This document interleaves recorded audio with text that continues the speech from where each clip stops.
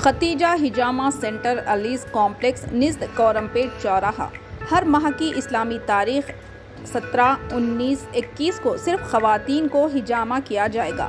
Doctor Iffat रुक़िया की खिदमात हासिल रहेंगी। स्क्रीन पर दिए गए नंबर पर रब्ता कर सकते हैं।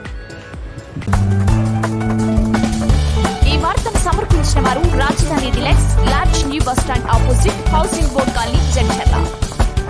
अस्सलाम वालेकुम नाज़रीन, NH TV में आप सभी का इस्तकबाल है। उर्स शरीफ हज़रत सैयद मोहब्बत अली शाह क़ादरी रहमतुल्लाह अलैह जड़चला का संदल बाद नमाज ज़ोहर ये मुकाम माघा में शेर अब्दुल गफ़ूर मरहूम के मकान से बरामद होकर कोरमपेट जड़चला के अहम रास्तों से गुजरता हुआ दरगाह शरीफ पहुंचा। जुलूस संदल में सैकड़ों अफराद मौजूद थे। इस मौके पर पुलिस का माकूल इंतजाम देखा गया।